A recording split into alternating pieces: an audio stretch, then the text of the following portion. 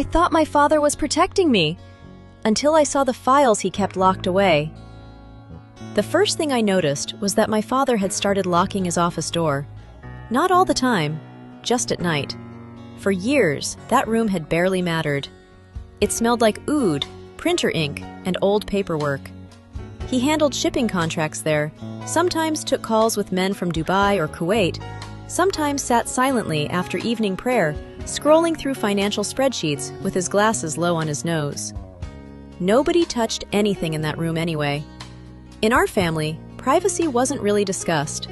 Boundaries existed because people understood them without asking, or because they were afraid to ask. I only noticed the lock because my mother noticed it first. Not directly. She never spoke directly when something bothered her. One night she paused while folding laundry in the sitting room and asked, too casually, "Did your father always keep his laptop with him downstairs?" I looked up from my phone. "I don't know." She nodded slowly like the answer confirmed something. Then she folded one of my younger brother's shirts again, even though it was already folded perfectly. That's how tension worked in our house. Quietly.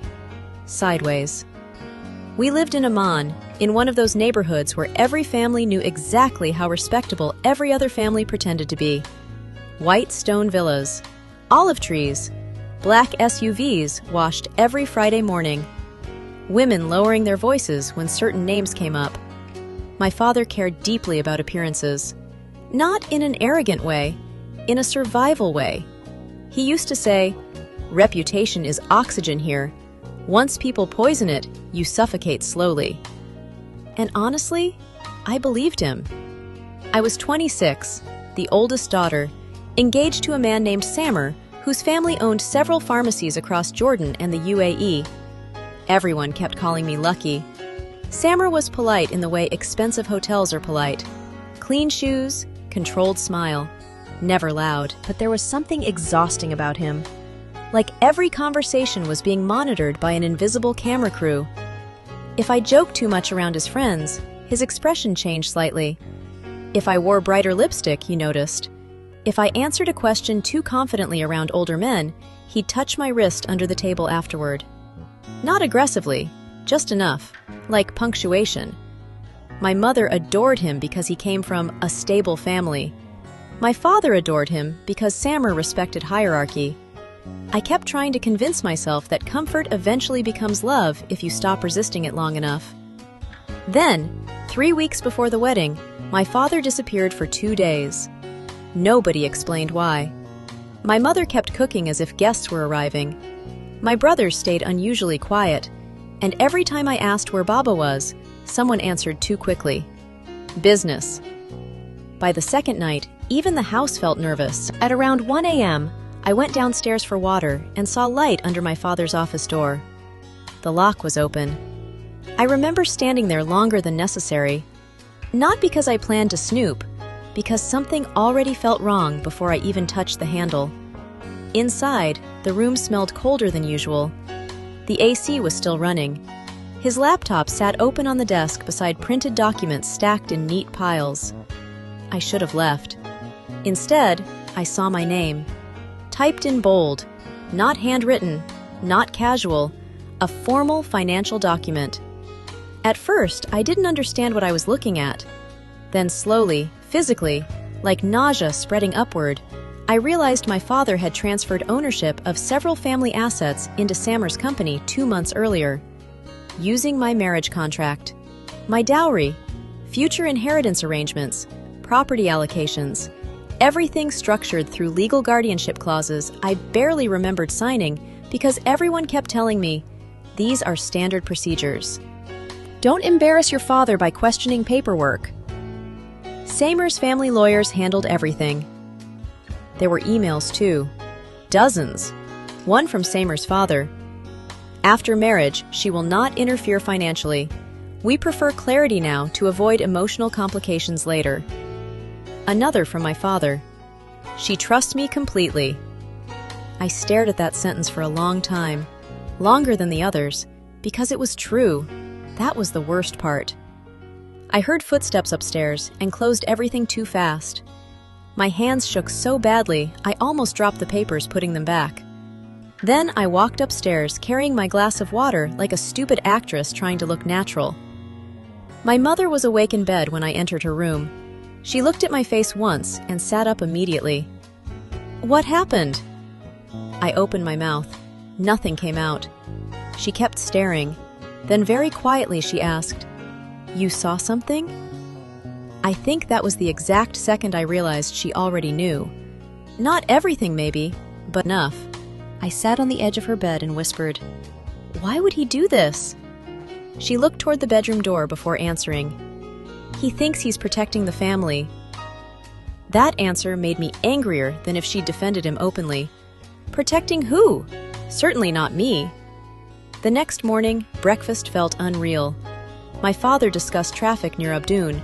My brothers argued about football. My mother poured tea with trembling hands she tried hiding beneath the tablecloth. And I kept hearing, "She trusts me completely."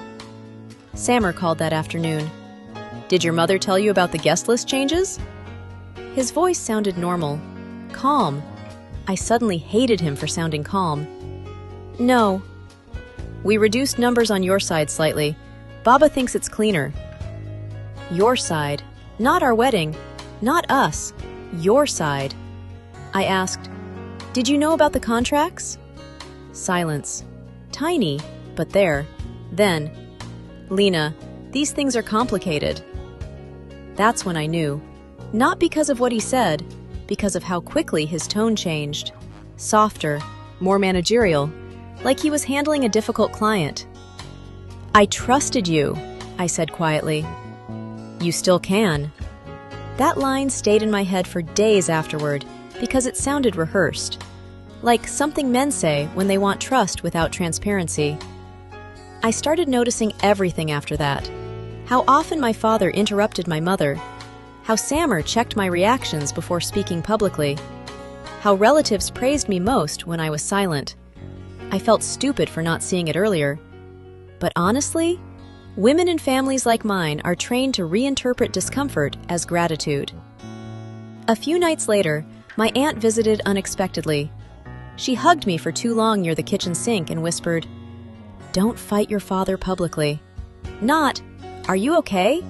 Not, "What happened?" Just strategy.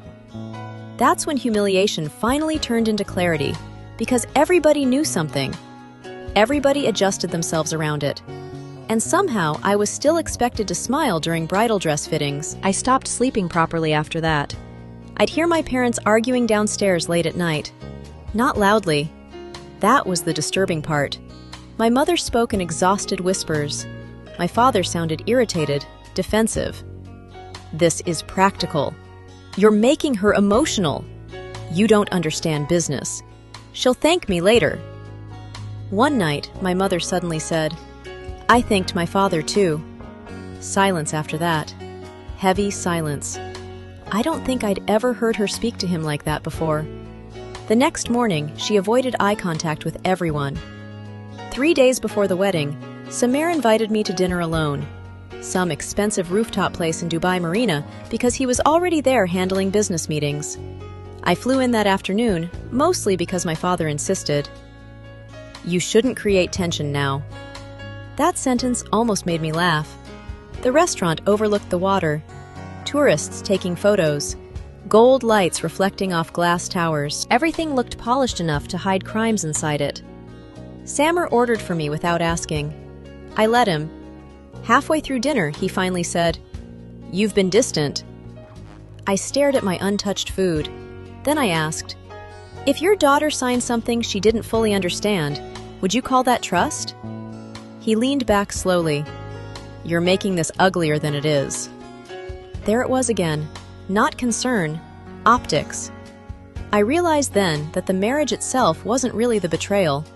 The betrayal was discovering that every important man around me spoke about my future like a merger.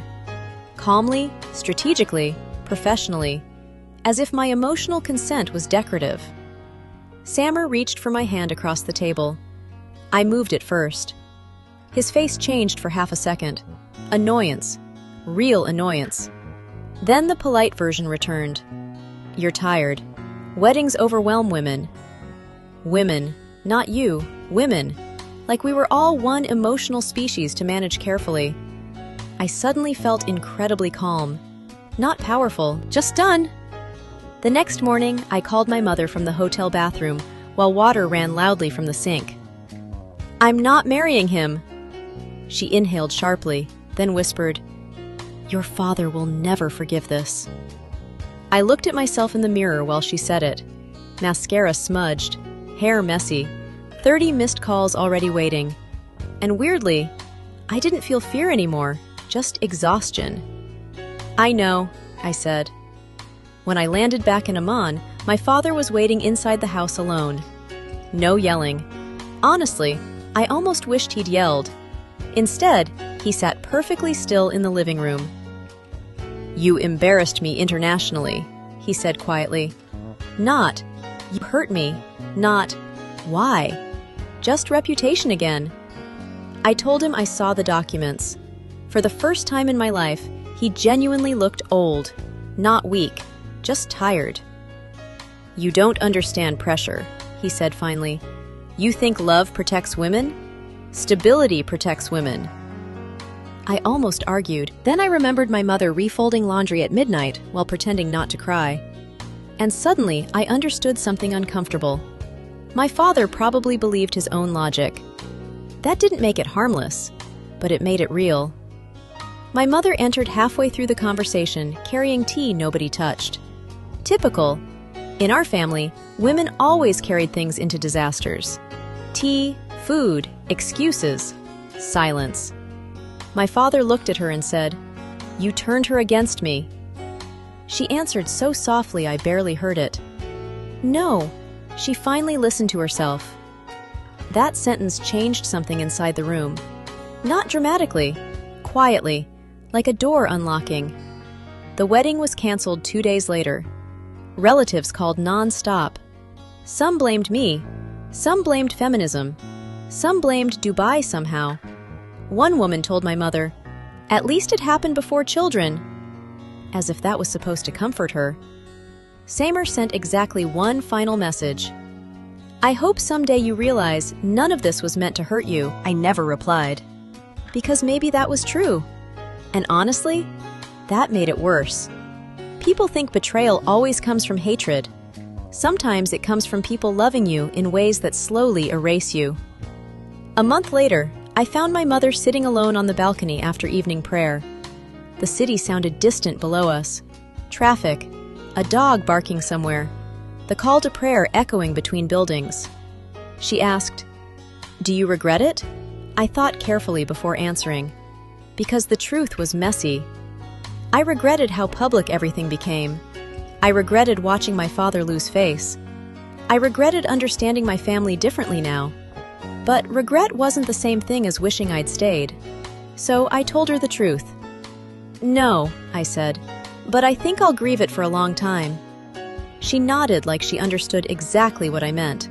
And for the first time in my life, neither of us tried to make the other feel better.